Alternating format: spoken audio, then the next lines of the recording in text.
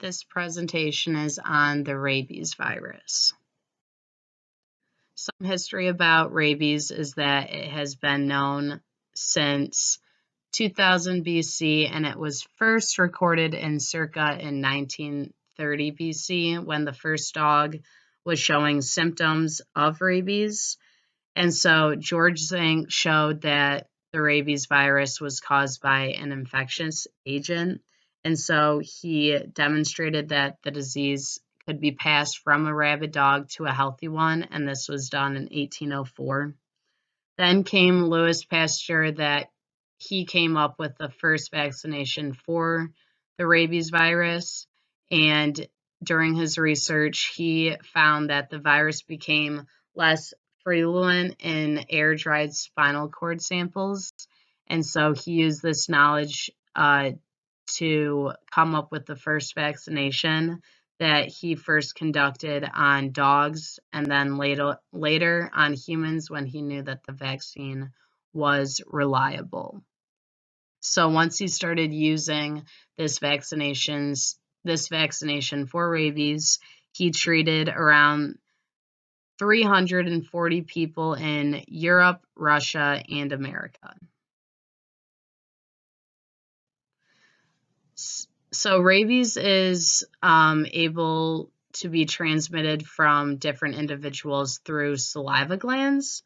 So when an individual that has rabies either bites or scratches another individual, this virus is able to be transmitted, but this transmission can also occur really in any different form. It just involves the movement of saliva from the one rabid individual to a healthy individual. Either, it could go through eyes, nose, mouth, ears, really wherever. So there's two forms of rabies. The first form is furious rabies, and these individuals that have this first type of rabies experience hydrophobia, which is the fear of water, and this phobia is caused by the inability for that individual to swallow. And then the second form is usually the form that people think of when they think of rabies, and this is paralytic rabies, and it causes muscle weakness and paralysis within that individual.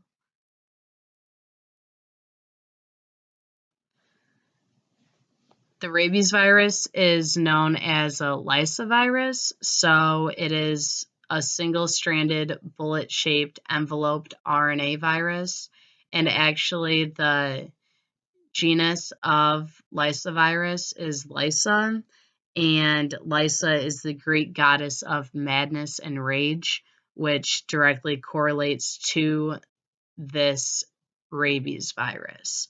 So once the rabies virus is able to enter a healthy individual, it has many steps that it takes within the body.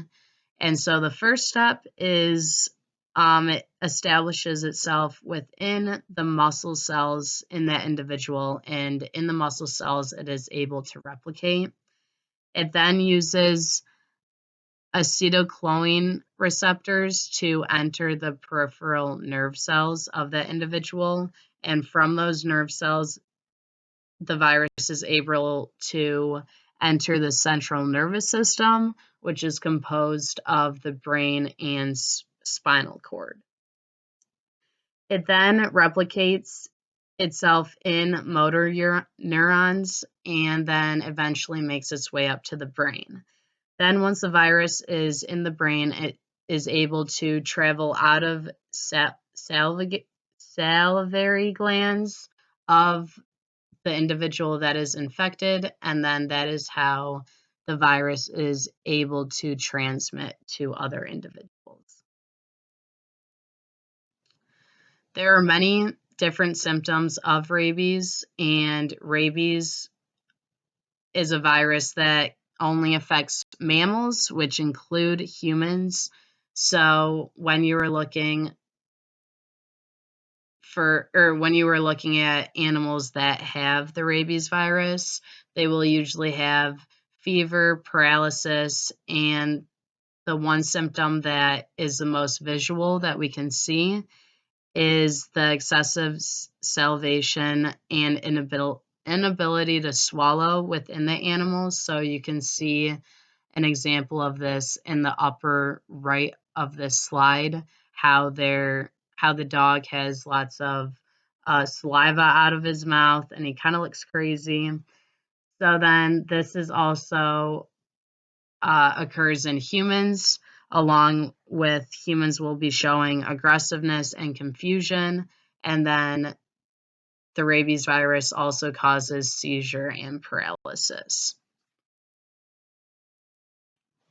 There are different treatments that you can take if you encounter something with rabies or get the rabies virus.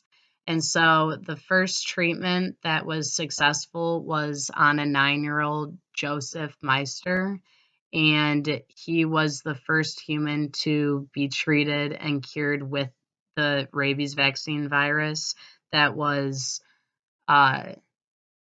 proposed by Louis Pasteur. And so Joseph was actually cured and completely healthy after 3 months of taking this vaccine. And so obviously over time, the vaccination for the rabies virus has improved. So cases have been declining since the 1970s, and actually up to this year, only 1 to 3 cases are reported each year. And even though thousands of animals are placed under supervision and tested for rabies, this is another precaution that people are taking so humans aren't likely to get the rabies virus if they contain these potential animals that might have the virus. And so the vaccine is able to prevent rabies, like even before you encounter the rabies virus or after exposure of rabies to the individual. The vaccine is usually administered to people at high risk of being exposed to the virus, which include, animal handlers or veterinary surgeons, really anyone who has the vulnerability of being in contact with something that has the rabies virus. And the vaccine is also given to individuals who have already been bitten by an animal that is suspected to have rabies. And so this vaccine contains it contains an inactivated rabies virus. So when that inactivated rabies virus enters a healthy individual, it provokes that individual's immune response to build antibodies against the rabies virus. So if they were to get in contact with the actual rabies virus, their immune system would hopefully be strong enough to respond to the rabies virus accordingly. So there are some side effects of this vaccination, which include fever, dizziness, abdominal pain, or an allergic reaction, but none of those are guaranteed to happen if you get this vaccine.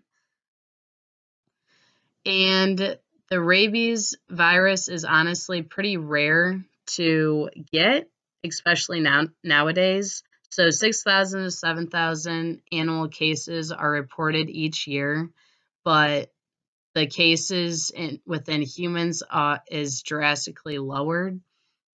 So there has only been 19 human cases reported from 2000 to 2006 of people having the rabies virus. So obviously with knowledge and technology, the success rates have gone up for the vaccine being able to prevent the virus and curing people. These are the sources that I use for my presentation. Thank you.